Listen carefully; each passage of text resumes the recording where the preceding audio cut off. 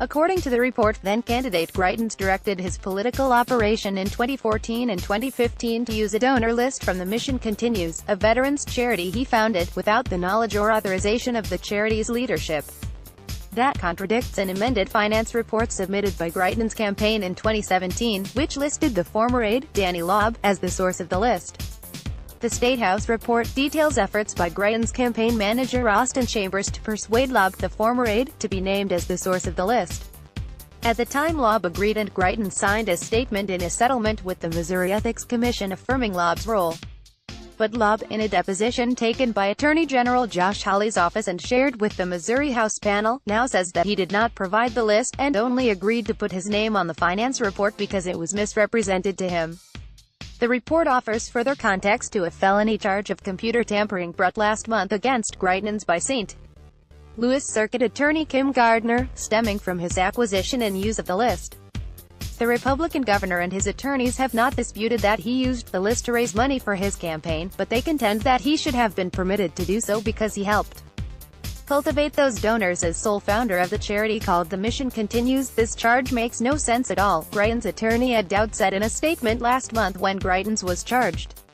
But the new State House report, drawn from sworn testimony and documents obtained by the Special Investigative Committee and Hawley, adds new details to the allegations, and could complicate the governor's legal and political pushback.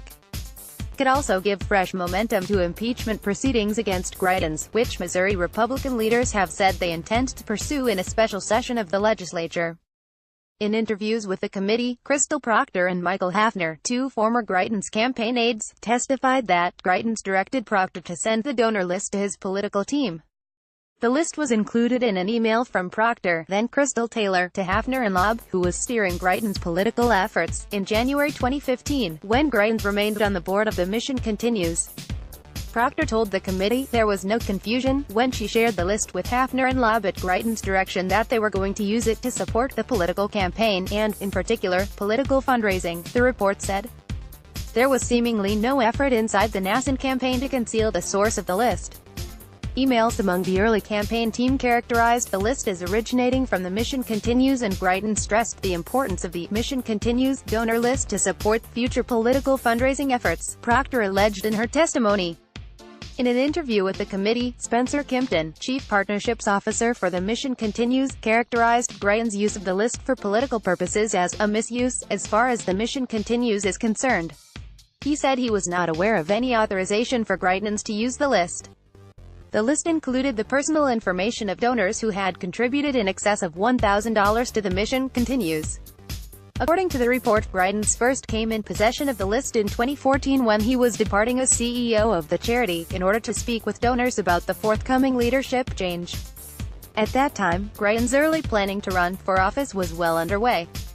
The new report also casts doubt on Greitens' defense that he personally seeded and grew the donor list for The Mission Continues.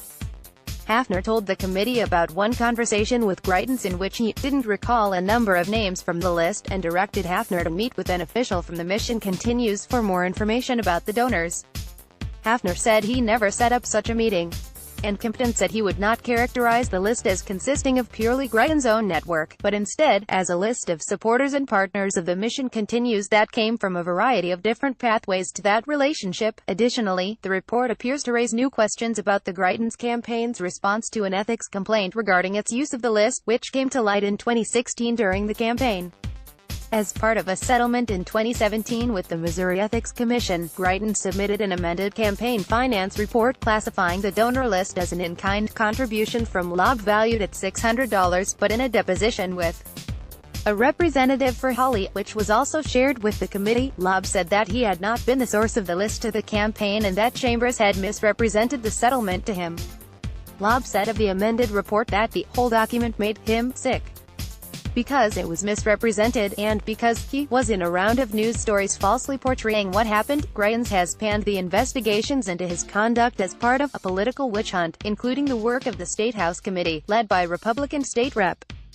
Jay Barnes. Catherine Hanaway, an attorney representing the Greitens campaign, said the report does a tremendous disservice to the U.S. and Missouri constitutions. Even though the report alleges that a false campaign report was filed, the chairman did not allow the campaign an opportunity to be heard, Hanaway said. Meanwhile, a roster of leading Missouri Republicans have called on Greitens to step down, including Holly, Rep. and Wagner, and State House Speaker Todd Richard.